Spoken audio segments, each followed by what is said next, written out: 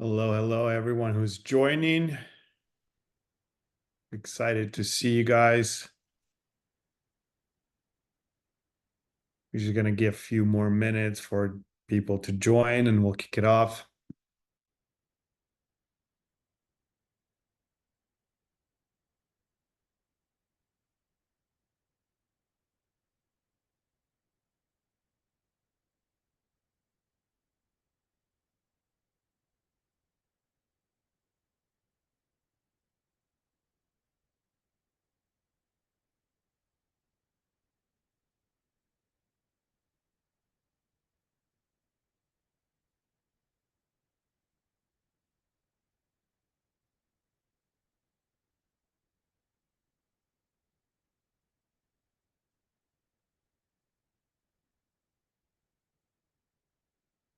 All right, it's time to shut down all notifications.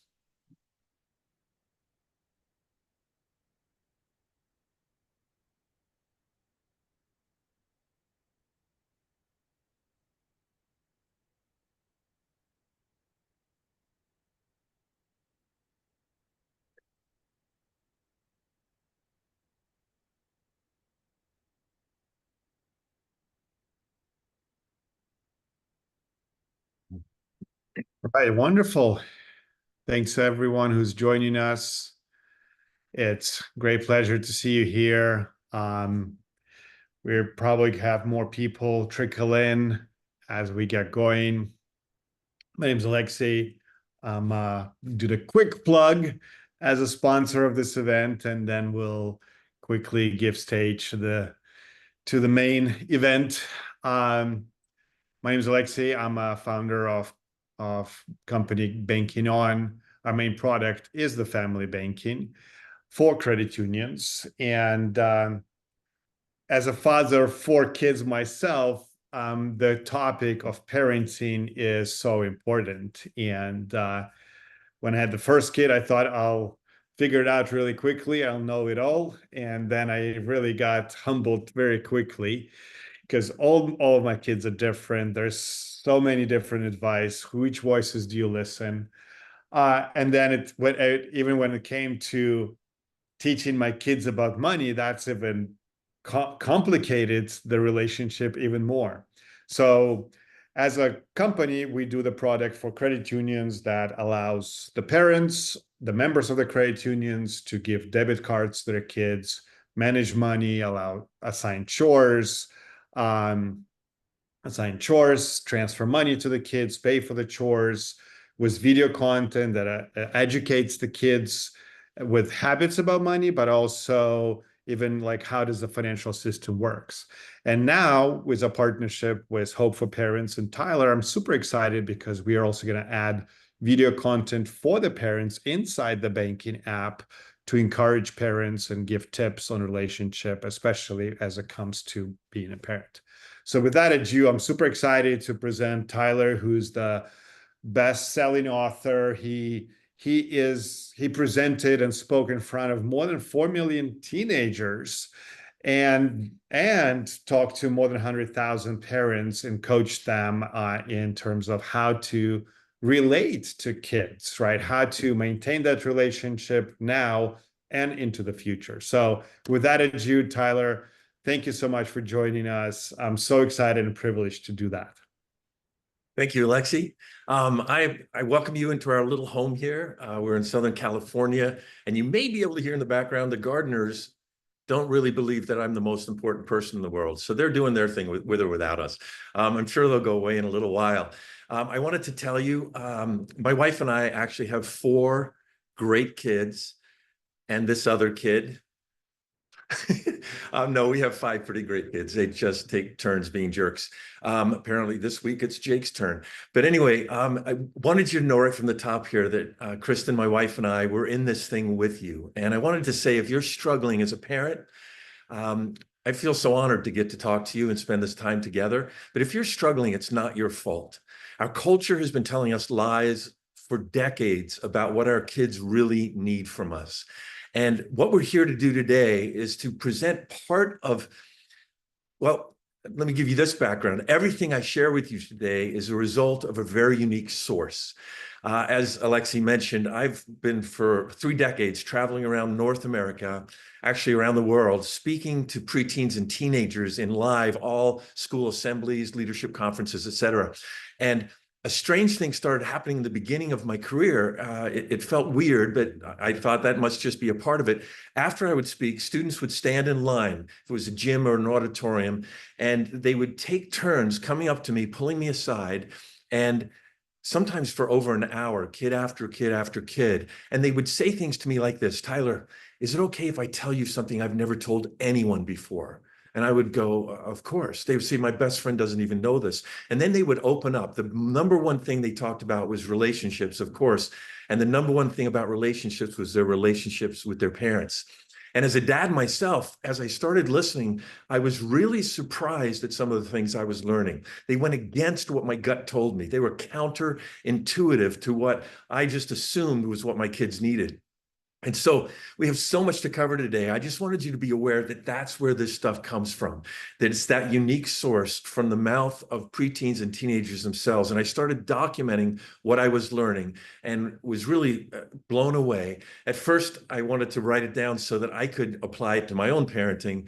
And then as time went by, I had the chance to speak to hundreds of thousands of parents. So that's where the content is coming from. And some of what we're going to talk about today will be counterintuitive, but I think I know it will ring true to you.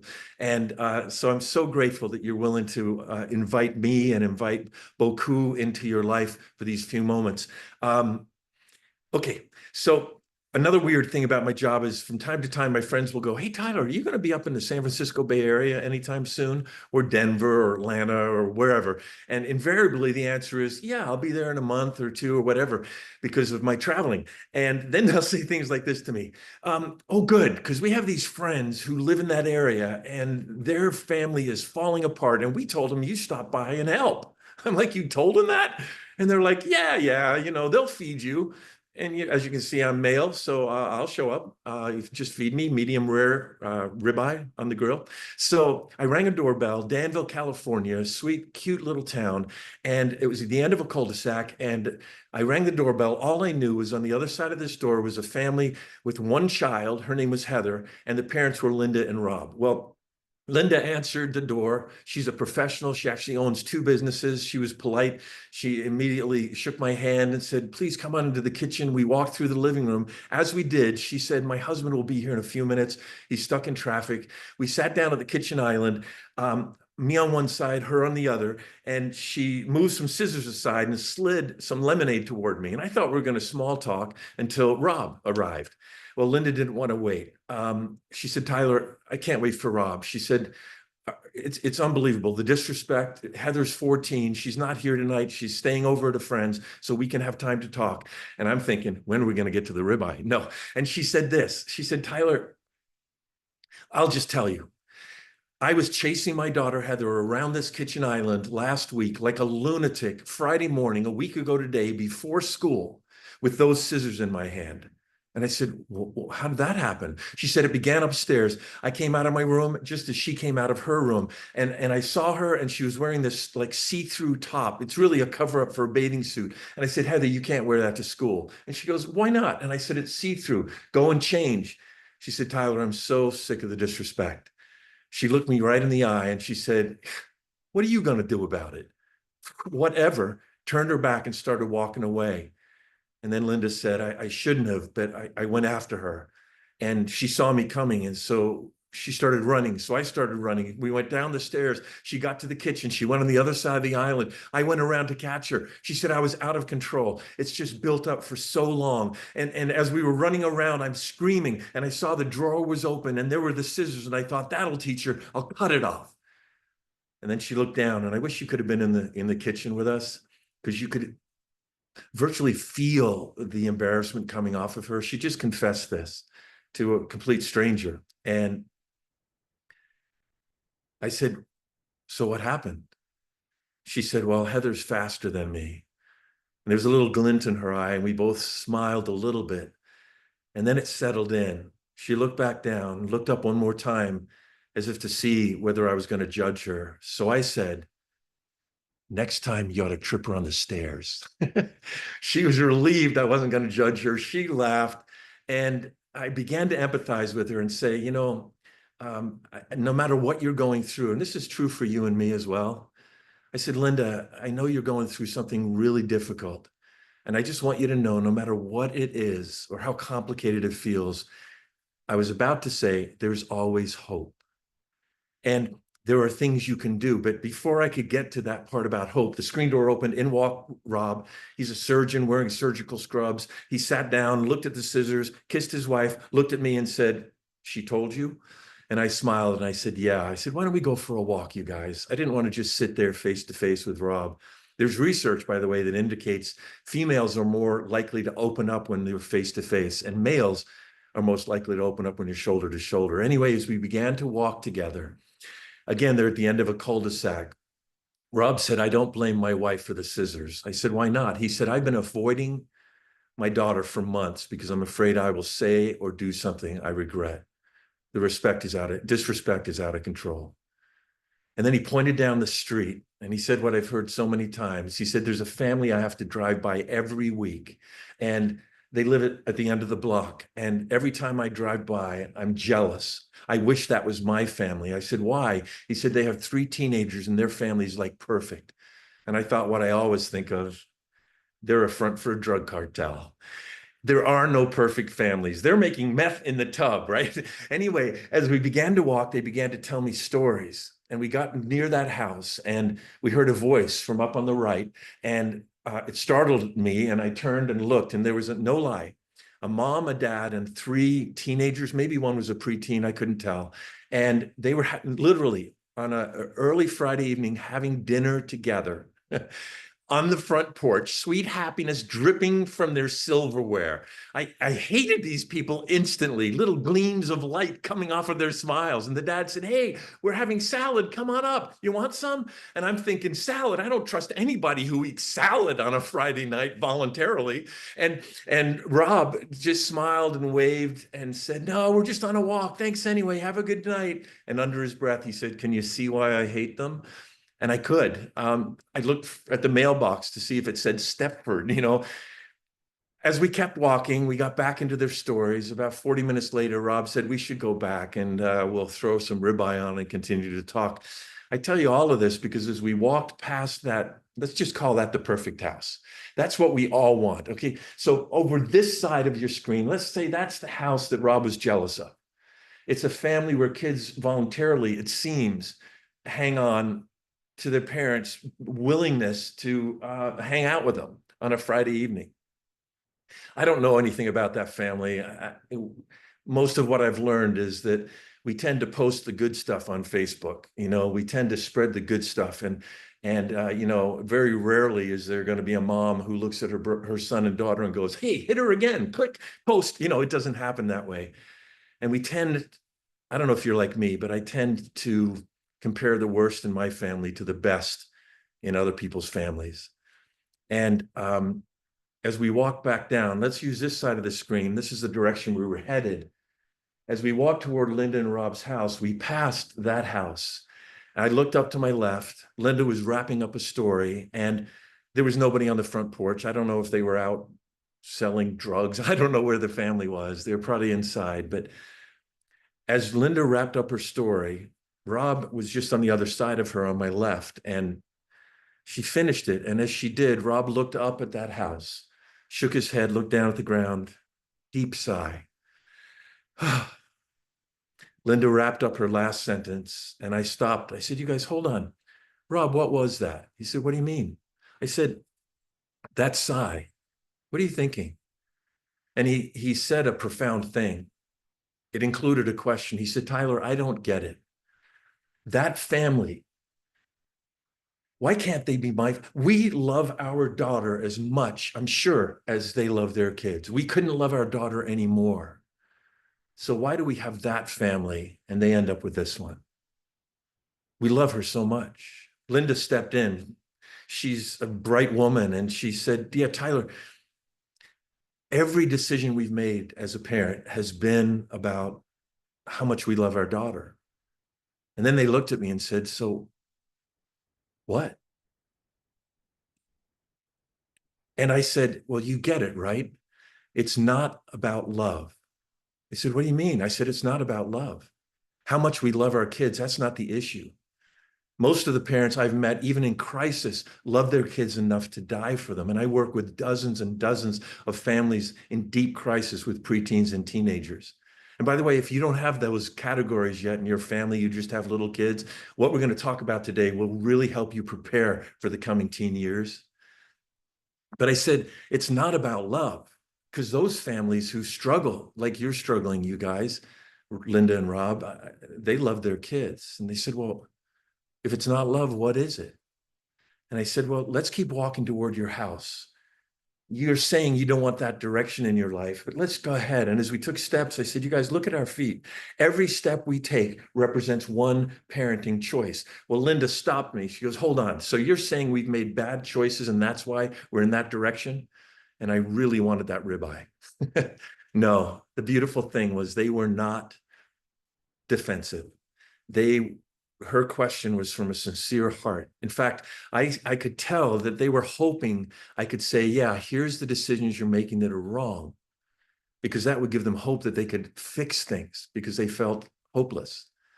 And I said, no. I said, there are patterns, Linda and Rob, of the stories you've told me that indicate that you've been making some mistakes and you've been making bad decisions. I said, but you haven't been doing this. And they watched me and I began to walk toward their home. And I said, choice, bad choice, bad choice. I said, you haven't been doing this. Nobody does this. Nobody's looking this way. Hey, we're messing up the grandkids. Call grandma, tell her what we're doing. They smiled again. I said, nobody's walking this way. And I turned around and I looked at what we're calling the good house. And I said, we're all looking this way. We all love our kids. We all want that to be our family. It's just that some of us are going in this direction and we don't see what's happening until our kids go through puberty and what used to work doesn't work anymore. And they looked at my feet and they looked in my eyes and they said, well, what patterns are there? And the beautiful thing about Linda and Rob was this: they had suffered so much pain that they were willing to look at what they were doing in the relationship with their daughter.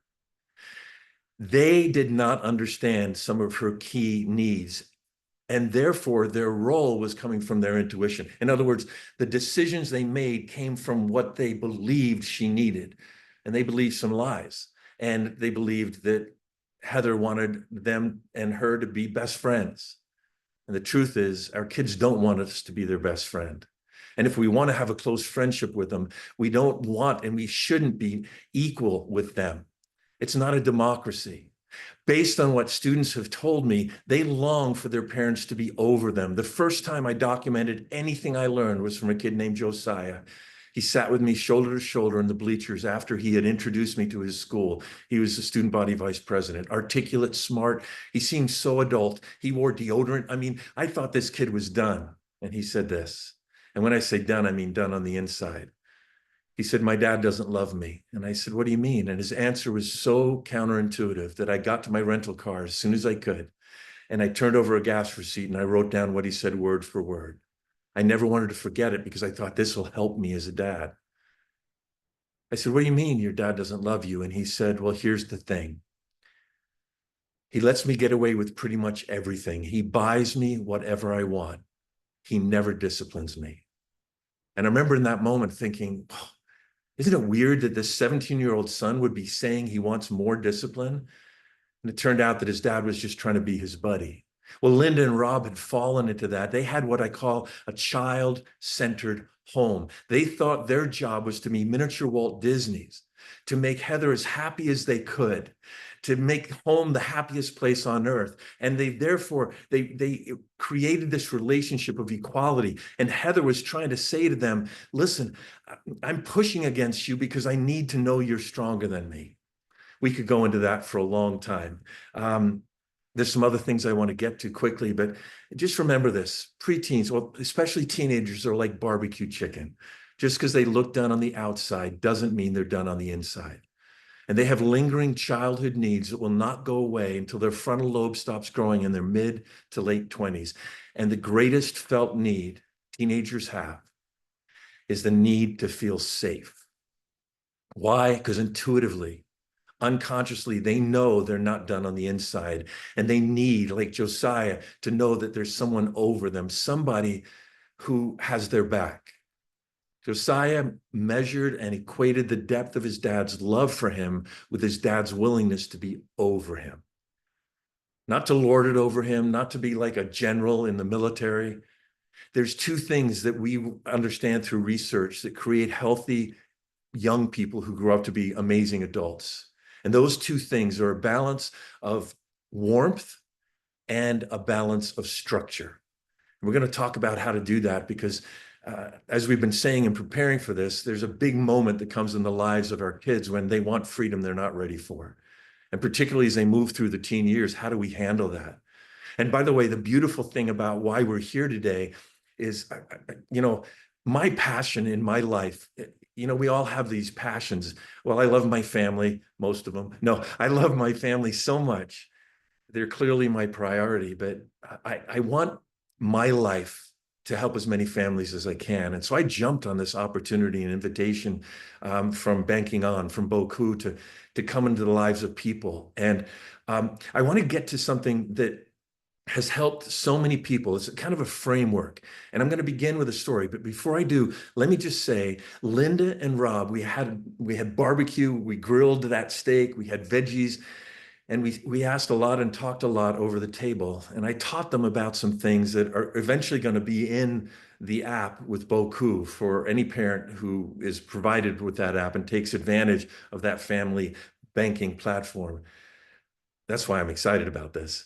But we talked about some of these things, and I talked about how to have a reset conversation with their daughter, and then how to have a conversation called the freedom conversation. Two conversations we all should be having with our kids. And we're going to get to the freedom conversation today. But before that, there's a mistake I see so many people making because our culture is confusing us these days. And I wanted to talk to you about that. And Linda, before I jump into this story, I wanted you to know Linda and Rob applied those things. Heather tested them. Our cultures of our families only change when we reset it, and then it's tested by our kids. And they're testing it to say, how can I trust you? Do you really mean what you said? And until they push up against the things we've said, they don't know if we really are willing to follow through. And that provides us safety. Well, they did that. And a year later, Rob called me. He was all choked up. And we had spoken several times. And he said, Tyler, I just got to tell you, Heather broke up with that boy. And I said, oh, that's good, right? And he said, yeah, I mean, things have been great, but he's not a good kid. And I said, well, yeah, why did she break up with him? And he said, that's why I'm choked up. When Heather told her mom that she had broken up with him, she said, the first reason was, I want to date somebody more like Dad. They had their daughter back. I have one daughter. I only got one. And I'm grateful for her. It's a whole different game with her than with the four boys. But it really got to me, and I was so grateful. And that's where the hope comes in for you and me today, is that there are things from understanding what our kids really need. It informs our role. And so here's the story to kick off. We got two main points today to go. One of them is going to feed out of this story. But remember me walking backwards? The great news about all of that is that the reason we make the choices we make as parents is because we love our kids and we believe those choices are going to take us in the direction we want to go. The only problem for Linda and Rob was they believed the wrong things about what their daughter needed. And consequently, when we believe the wrong things about what our kids need, then we're likely to make more decisions that take us in the wrong direction. Well, once they had that understanding that we're going to talk in brief about today, about two categories of what our kids need, they were able to turn around their steps and make decisions that did help, even when Heather tested. So here's the story. Kristen called me one day when Caleb, he is our middle kid. He is now 23, just got engaged, and we love his fiance. In fact, I told him, I said, hey, you understand this, right, Caleb? you screwed this up with her. We're not choosing you. And we smiled. We have a lot of fun in our family. But Caleb's always been our easiest kid. And we have such great relationships with all of our kids. But particularly with Caleb, he's just been easy. He's a kid who says sorry and means it. You know, he's our easiest kid. Shut up. You have a favorite. Anyway, so watch. So Kristen called me one day when Caleb, I think, was in 5th or 6th grade. I can't remember exactly, but she said, "Oh my gosh." I said, "What?" She goes, "I had to call you right away because I can't believe I've been doing this dumb thing." I said, "Dumb? You're not dumb." She goes, "Well, I've been doing this dumb thing." I said, "What are you talking about?" She goes, "Caleb keeps forgetting his lunch. I drop him off in the school zone in the morning. He gets out of the back seat. And this is in California where we often ride with our windows down. And she said, almost every week, he'll close the back door. And before I take off, he'll go, 'Oh, Mom, I'm so sorry. I forgot my lunch.' And she'll give him a lecture and turn around and say, 'All right, I'll bring it to the office.'" I said, "Wait, you've been doing that?" She goes, "Yeah." I said, "I can't believe you've been doing that." She said, "I know." I said, "Why?" She goes, I haven't been thinking about it. You know what I realize is it's not my job. It's his job to bring his lunch. So I'm not going to do it anymore." I said, "Good. Next time it happens, call me right away. I want to hear about it." Well, sure enough, about a week later, Caleb got out of the car and he meant it. He shut the door through the back window. He goes, "Mom, please don't be mad. I'm so sorry, but I forgot my lunch again." And she didn't give him a lecture. And by the way, lectures don't work. You ever say this? How many times do I have to tell you this? The reason lectures don't work is because the part of the human brain that is open to persuasion, that part of our brain, when we're defensive or when we're angry, literally stops functioning. It it closes down. So when you're defensive and angry for about 20 minutes, according to neurologists, we are incapable of being persuaded or taking in new information and reflecting on it. And so when we start lecturing our kids, they always get, defensive or angry or whatever. The reason they're not taking it in is because they can't. It's not that they're demonic, although some of them might be. No, it's not that they're demonic. It's just that that part of the brain has shut down. And so lectures don't work. Consequences do, but we're going to get to what kind of consequences really work in a moment. And she said, "Well, I'm sorry you forgot your lunch, Caleb." And she said, "I'm not going to bring it back for you." He said, "What?" She said, "I'm just not going to bring it back. It's your job to remember your lunch. I guess you won't eat today." He said, "Mom." And she said, "I love you, but have a good day." He goes, "Well, can I have some money?" She said, "We give you allowance. And why do you have any of that? We give our kids allowance to help them succeed and fail with money on their own, valuable lessons. We also give them allowance so they have walk around money for situations where they want to buy something. They're in the grocery store. They're like, 'I want that,' whatever it might be." We go, "Well, you got your walk around money." And by the way, our kids should get allowance. It doesn't matter how much, it can be a little bit to give the chance to succeed and fail with money. And research also indicates that our kids should have chores, and some of those chores they should not be paid for. Why? The most respected longitudinal study in history was done by Harvard, and they studied people from birth past middle life. And the people they evaluated as having the healthiest life, the most successful life, according to the metric, those adults had chores when they were kids and they were not paid for them.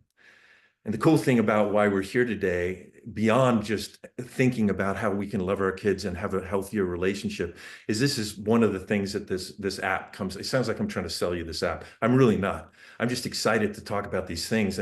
And so there's functions of this platform that help parents with chores and payments. And a lot of families can't talk about. You can tell I'm excited about it. A lot of families can't talk about money. But anyway, so she said, "Well, if you don't have any money, Caleb, I'm sorry, I'll come get you after school." And she said, "Tyler, I was fine when she called me." I go, "What do you mean?" She was choked up. I said, "Why are you choked up?" She doesn't get choked up easily. She said, "Well, Tyler, as I began to pull out of the school zone, Caleb, watch me, started following and moved to the front window and looking at her like, and she smiled at him. And then as she accelerated, he shouted after her, 'Why won't you help me?'" Oh my gosh.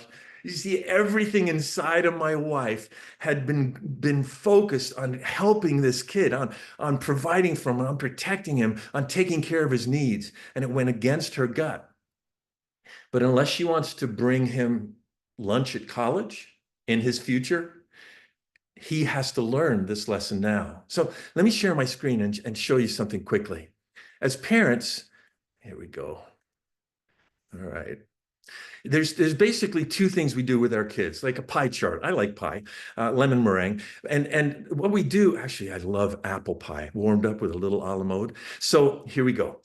There's two pieces to this pie when we bring our kids home when they're little. And those two pieces are very simple. Let me go over here. The first piece and the second piece are amazing. It's what we all know to do. And that first piece of the pie is to provide for our kids. We have to provide for them. If we don't, they will literally die. I remember feeding my firstborn, Spencer, my favorite person on the face of this planet, I believe. You shouldn't, don't tell my kids I said that. No, he's one of my favorite people. And he's now got a child of his own. And it's so cool to be a grandparent. But here's the deal. I was feeding Spencer and he wouldn't eat. I was alone with him for the first time and he wouldn't take that formula. And I remember thinking, you have to eat. I panicked. I'm supposed to keep you alive. The authorities know I have you. They have your footprint down at the hospital. You must eat. And that came from this first piece of the pie. Of course, we provide for our kids. We provide warmth. We provide baths. We keep them clean. We provide food. We provide anything, a crib for them to sleep in. So that's what we do. And the second piece of the pie, as you know, is that we protect our kids. And again, we have to protect them or they will literally die. And this is why we have little gates we put at the top of the stairs when they start crawling. This is why we put those little things to keep them from opening cabinet doors that might have detergent or pills or anything poisonous in them. This is why we put those little plastic things in plug holes for our first child. Anyway, if you only have one child, you don't get it. But if you have more than one child, you know exactly what I'm saying. With our first child, we're all about protecting them. We're like, they drop their pacifier. We're like, oh no, take it, burn it. I got a new one. We rip it open and we shove it in their mouth. Our second kid drops their pacifier and we're like, oh, we bend down, we pick it up, we spit on it, and we shove it back in their mouth. Our third kid drops their pacifier and they can't find it. We're like, listen, kid, I don't know where it is. Go suck my truck tire. It's the same thing, right? We get a little more relaxed as time goes by. But these two things, provide and protect, are powerful. But as they approach the middle of elementary school, as they start headed toward the preteen years, we have to add a third piece into this pie. And that third piece of the pie, I'm going to state the obvious. In order to have a third piece, look what happens to piece number 1 and 2. Those pieces have to get smaller to make room for another piece. Now, that's logical, but what it means is that we have to do less providing and protecting to be able to successfully do this third piece. And by the way, piece number 3, it sums up the ultimate goal of our role in our kids' lives, and that is this: to prepare our kids to live life without us. And as they grow and as they get older, I want you to understand that third piece of the pie needs to grow bigger. We need to do less and less providing and protecting and more preparing our kids. And as they approach the end of their teen years, we should be doing very little providing and protecting. And we should do more and more preparing. Let me just come back to you live and say this. You get the pie chart. I know you do. And for me, I'm visual. I love learning visually. And the interesting thing about piece number 1 and 2 is that they feel really good to us. It feels so good to us to provide and protect for our kids. It really does. And the problem we can struggle with is when it comes to preparing our kids for the future, it doesn't feel as good to us. When Kristen drove away and our son was saying, why won't you help me? It got to Kristen's heart because it doesn't feel good to not feed your kid. A middle school teacher in Oregon actually said the biggest problem they have with the parents in their middle class community, the biggest problem is parents bringing lunches to school, bringing warm lunches. They're going and buying warm lunches and bringing them to the kids and leaving them in the office. They couldn't handle it. So finally they said, listen, no more lunches at school. And they found parents sneaking the warm lunches over the fence at the back of their yard, play yard, to their kids. And it was just out of control. Why? Because we feel in our culture like our biggest obligation is to make and keep our kids happy, to provide anything they want. And the problem with preparing them is that's not how, well, preparing doesn't feel as good because that's not how life really works. Caleb later, when he was going into ninth grade, he had just started ninth grade, and he came home, and him and his three buddies were all in the same math class. And Caleb really loves math, and yeah, he's one of those kids. It's annoying. And he was all excited his friends were in there. And then the second day he came home, he said, you know what? I'm so frustrated. This teacher is terrible. Turns out we have a long-term sub because the real teacher who's regularly there is pregnant. And so for the whole first semester, maybe longer, we're going to be stuck with this person. And this person is terrible. Well, we heard that from other parents, and we said, well, he goes, can you transfer me out, please? And we said, well, let's wait. We got 2 weeks to make that decision. Let's see how it goes. And in the meantime, Kristen and I spoke, and just before that 2-week deadline, Caleb came in desperate. He's like, you guys, all three of my friends' parents have complained and they've been transferred out, please. And he looked at me because I know the principal of his high school. And in fact, I got his cell number, his personal number. And all I had to do was go, okay, Caleb. And I got to tell you, if I had called that principal, I would have been my son's hero. And that would have felt so good. You know, my dad, my hero. That's what I want. I want my kids to, I bet you do too. I want my kids to worship me. I want them to stand up when I walk in a room, and I want them to salute and say, Captain, my captain. I want them to wear a t-shirt to school every day with my face in the middle. My dad, my hero. You know, that's what I want. But the problem is, to prepare Caleb in that circumstance for his future meant I couldn't protect him and provide for him. It meant I needed to be his parent, not his peer. Well, Kristen and I both. And when he came desperate to us, we looked at each other. We'd already spoken, and since he was looking at me, I said, well, Caleb, we're not going to transfer you. He goes, why not? And we said, we're just not going to do it, Caleb. He goes, you could just make one phone call. Why won't you do that for me? And Kristen smiled, and I said on our behalf, I said, well, Caleb, one day you're going to have a professor in college, maybe a teacher assistant, a graduate student in college who's teaching the class, and they're not going to be very good. And we want to use this situation to help prepare you for those kind of situations. You might get your first job, and your manager of whatever that job might be a terrible person. We want to teach you and be at your side through these months and teach you how to turn this relationship with this teacher into a win-win.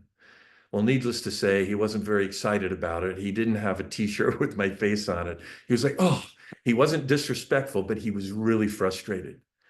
And you see, it would have felt so good to be his hero. He'd hug me, it would have met all my needs. But Caleb is now in his first job. He successfully graduated from college, and he's moving up the ladder as he works for a company that's very respected in the country. His work ethic is great. Caleb doesn't naturally have a work ethic. Brooke, our daughter, she's at University of Michigan. She's got an amazing work ethic. But with Caleb, it's like pulling teeth. But it was our job to prepare him for that. And so you see, when we remember what our job is, it kind of comes to this underlying point that it's okay if our kids aren't happy with us sometimes. Now you're attending this going, but Tyler, I wanted to learn about how to be close to my kids. Well, I am telling you something counterintuitive, and it's powerful, and here it is. Your child wants to respect you more than like you. And if they sense that you are desperately trying to get them to be happy with you, to get them to like you, they will see that as weakness, and they will not respect that. And if they don't respect us, they won't like us. They will see us as props in their lives they need to manipulate to get what they want. When they respect us, that's when they want to be close to us, because that's the balance of a relationship based on their needs, because they are not done on the inside. And so what has happened is Caleb called me yesterday. We have an amazing relationship. We send jokes back and forth through Instagram. I'm sorry, through our text messages. I sound like an old man. Through our text messages. We have an amazing relationship. And the days of him being frustrated grew into days of him being grateful. And by the way, we've had a great relationship with our kids while they were at home, but we were not their peer. On the app that we're talking about, and this is associated with, there's going to be these little videos, as Alexi said. One of them is going to be focused on respect and on what do you do with disrespect, things like that. Oh, I got so much to say. Let me move forward, because there's this question that I see so many parents struggling with. Even parents who understand this idea of balancing and growing and not just meeting their own needs and preparing their kids. It's really difficult when our kids want something of freedom that they're not ready for. And one of the reasons that's difficult is because, well, I don't know if you saw, we had a little commercial for this, but a dad in Canada asked me this question way back in the beginning of my career. I didn't know what to say. He said, my daughter's 14, she wants a boyfriend. And I've told her, no, she's not ready, and she's angry. He looked me right in the eyes in front of 450 other parents and some teachers. And he said, I'm afraid I'm losing her. Am I doing the right thing? I don't remember what I said, but I do remember thinking I owed him more. And I started in these one-on-one conversations, hundreds and then thousands of them. I started trying to find an answer to that. And the first problem I found was when we tell our kids they're not ready for a freedom they think they're ready for, they feel like we don't trust them. And as you know, when human beings don't feel trusted, we're less likely to be trustworthy. So that's a dilemma. But I also learned something encouraging, and that is when teenagers and preteens, teens feel a sense of hope, that they have the power to influence their own lives, that they're not ruled over by a dogmatic military style parent who's got no warmth. When they feel like there's hope that maybe they can influence the amount of autonomy they have in their own lives, the amount of freedom, which is a growing and healthy need in their lives, they feel that hope really changes things for them. So I thought if I could come up with a way so my kids and others' kids would feel trusted at the same time as limited and hope. And as time went by, I arrived on what I want to share with you today. It's what I call the freedom conversation, and it solves this problem.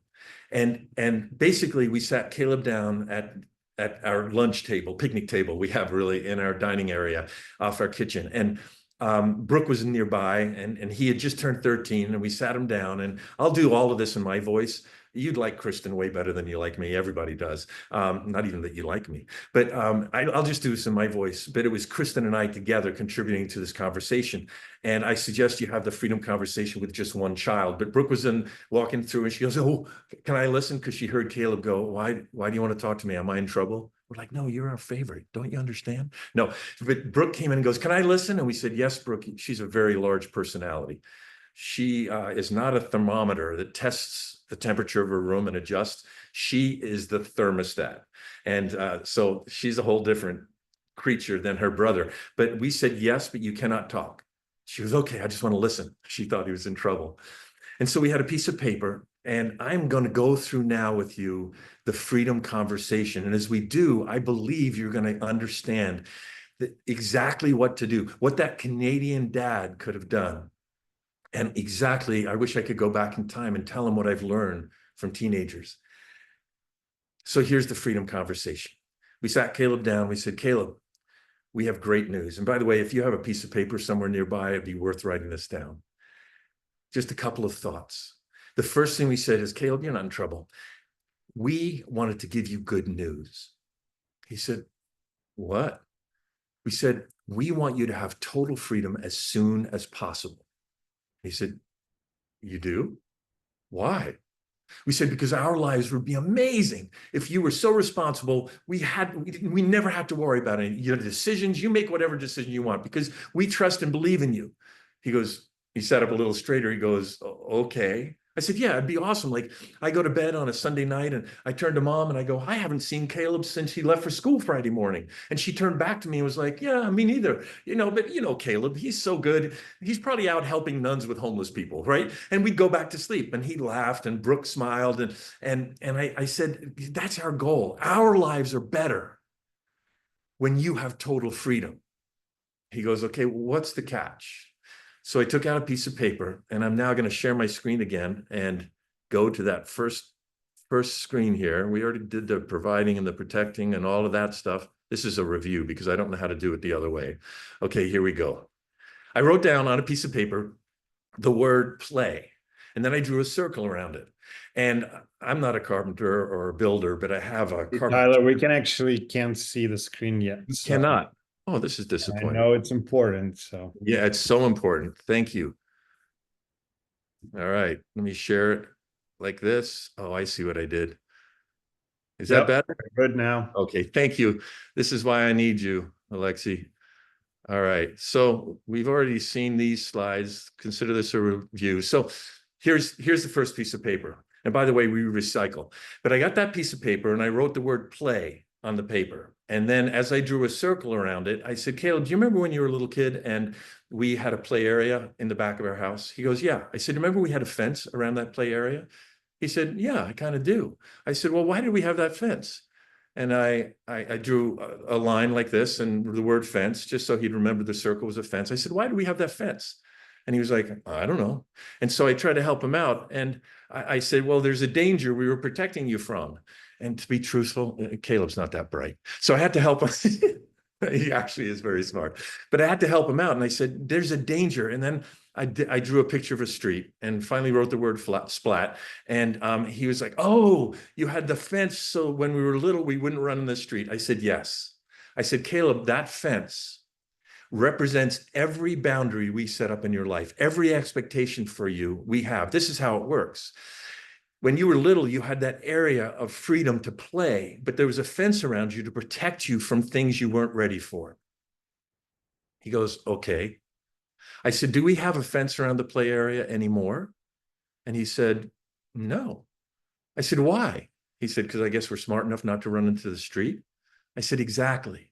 So what we did, Caleb, is we took away that fence when you could face that danger without a fence of protection. You had earned the right because you knew not to run in the street. That's how your freedom works with us. Our dream is for you to have so much freedom that you don't need any more fences. And he goes, I kind of get it. I said, oh, Caleb, okay, here, let me give you another example. Do you remember when you were a little boy, 6th grade, when you came home from school, it was always a pain in the neck to get you to do your homework. He's like, yeah, I remember that. I said, and then we tuck you into bed. Yeah, I don't have homework. And we tuck you into bed at night. And you're like, oh, I forgot. I got a vocabulary test. And we were like, Caleb. And so it became this push and pull. You would come home. And so we said the new way, the fence we put up was you have to do your homework first. And he goes, I remember that. And I said, well, actually, you didn't do your homework first. Remember, the first thing you did was you got to kick back for a while, have a snack.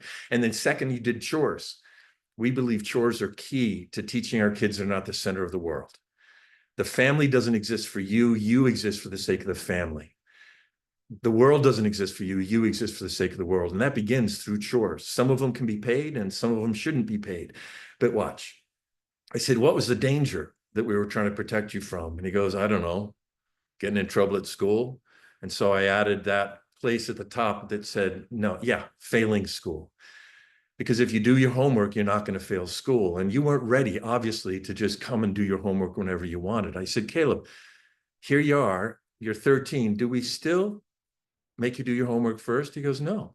I said, well, do we even ask you about your homework? He goes, well, sometimes mom does. And I said, yeah, she's working on that. And we both smiled. He goes, yeah, it's totally different. I said, well, here's how it works. In every fence, watch, Caleb. And I erased part of that fence and I put a gate. And I said, Caleb, in every fence you have in your life that we've put there, there is a gate. And when you show us you're ready with the responsibility you already have, we'll open that gate. And that's when I drew a bigger circle that you're looking at, wrote the words more freedom. And I said, so now, Caleb, you have freedom to do your homework whenever you want. You have earned that. That's how this whole thing works. and I took a 3x5 card and I handed it to Brooke. I wrote, "Freedom is earned." I said, "Brooke, put this on the wall in the kitchen under that other sign." And she goes, "Under it?" I said, "Yeah." The other sign, by the way, in our kitchen says this: "We are not the Kardashians." And the reason we put that card up is because we don't want our kids to think they're the most important person. You know, this was in the age of selfies, and Kim was crazy about selfies, and it was all about her. And so, like, if one of our kids eats the last piece of bit of ice cream, you know, we'll point at that sign and we'll call them Kim for 20 minutes. It's way more fun. "Oh, Kim." It's more fun with the boys than with the girl. "Oh, Kim, you decided to finish the ice cream without asking." Anyway, freedom is earned. I said, "Caleb, that's how this thing works. You," and this is key, "you are in charge of the freedom in your life. And when you have the opportunity to show us, and we are cheering for you, Caleb, we're on your side." Remember, the first thing we said is we want you to have total freedom as soon as possible. And one day, Caleb, you're going to leave our house, and our job is to prepare you to live without any fences. And so you can earn freedom. He shook his head. I said, "You understand?" He goes, "Yeah. Can I have an iPhone?" I said, "Of course you can have an iPhone." He said, "Really?" I drew another circle. I drew his flip phone in that. He hated his flip phone. Texting the letter C, 1, 2, 3. Anyway, and so he hated it. All his friends had iPhones. I said, "Caleb, as soon as you show us you're responsible for the phone you have, we'll open a gate." And I opened a gate and I wrote the word iPhone on the outside. He goes, "That's all I have to do?" I go, "Yeah, you know what we expect with your phone. And you got to have it charged, and we can take it from you if we need to. And you can't spend too much time on it. You got to turn it off at a certain time of night, all those things. You show us that." He goes, "That's all I got to do. I'll do that." I drew a dollar sign in the circle. I said, "Oh, but you also have to pay for half of your iPhone."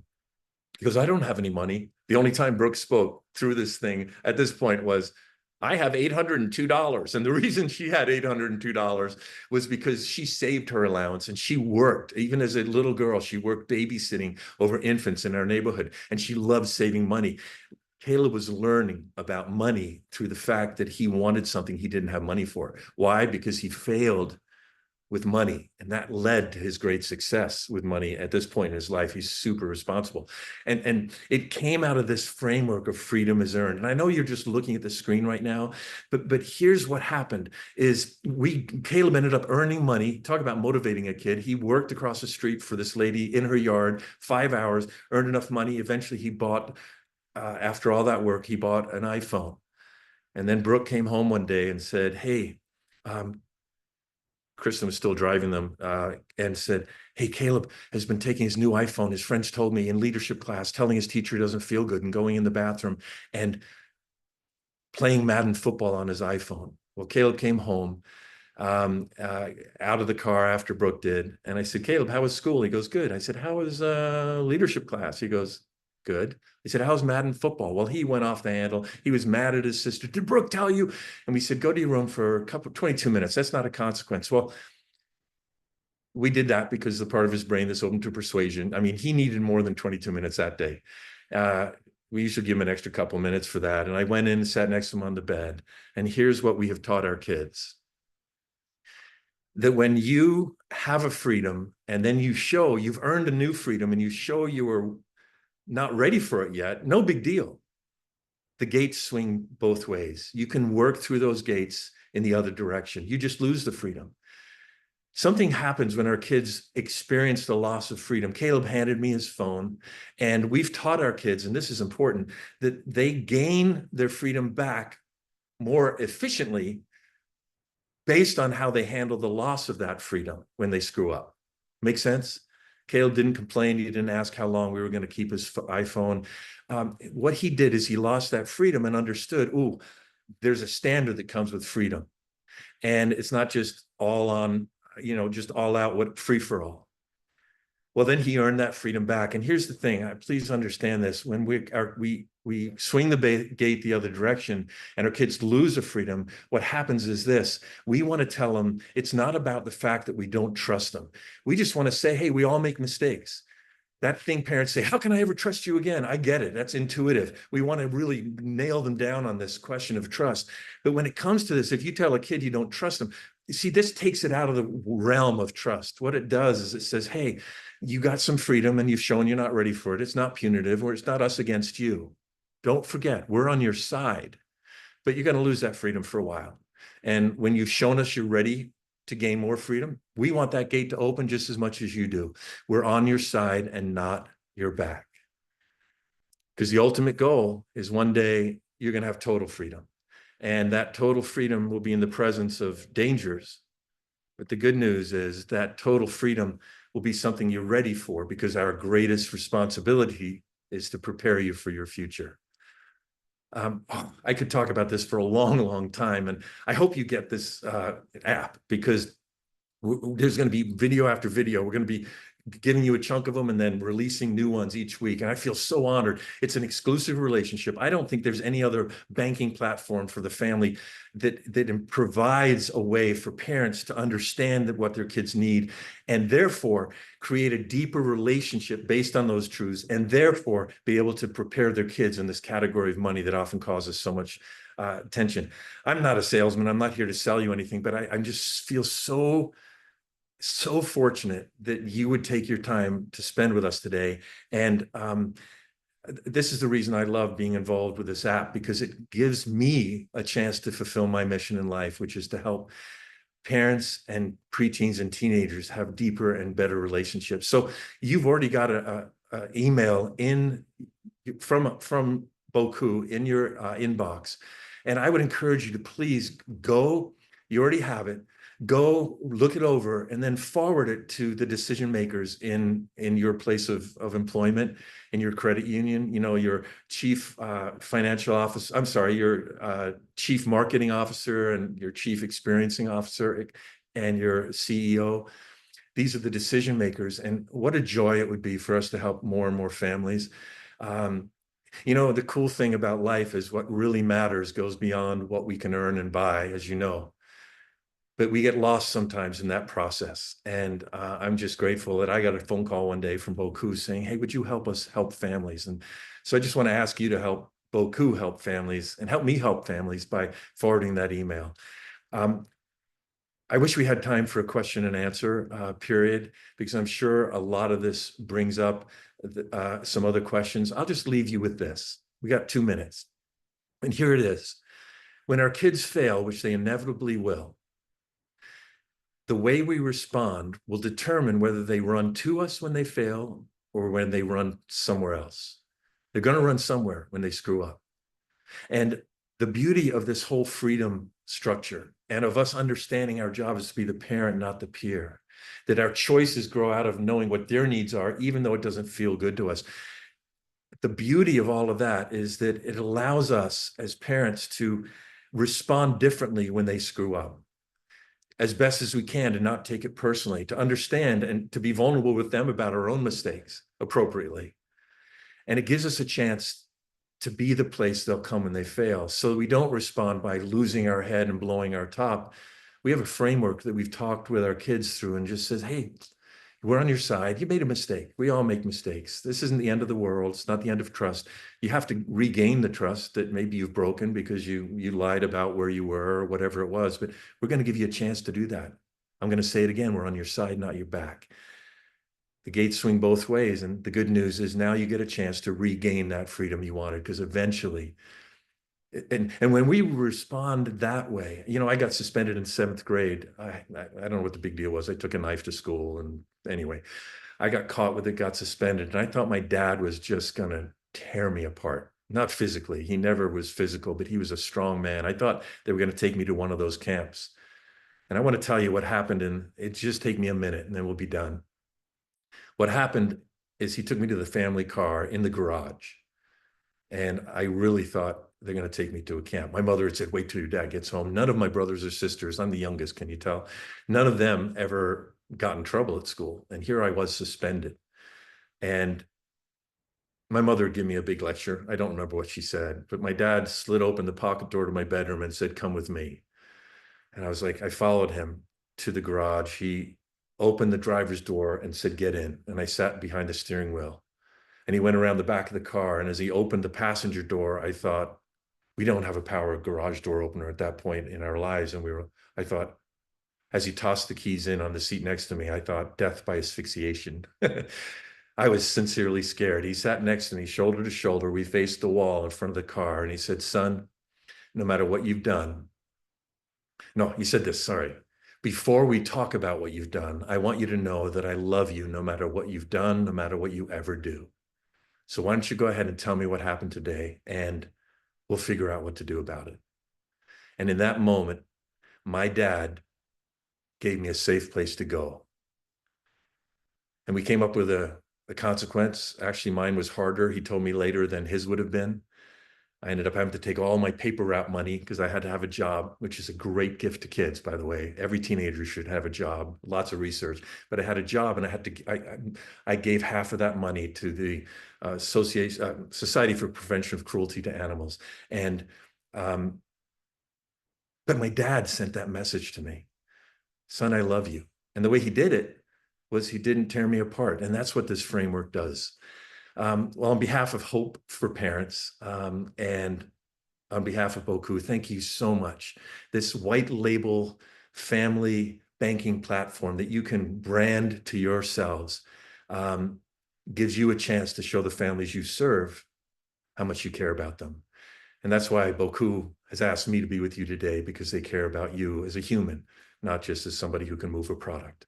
Anyway, hope this helps you. Hope this makes sense. And I want to say, as we began, there is always hope. There really is. Well, aloha, I spent most of my life in Hawaii, and aloha means love, it means hello, it means goodbye, and mahalo means thank you. So aloha and mahalo. Ahui o. Have a great day.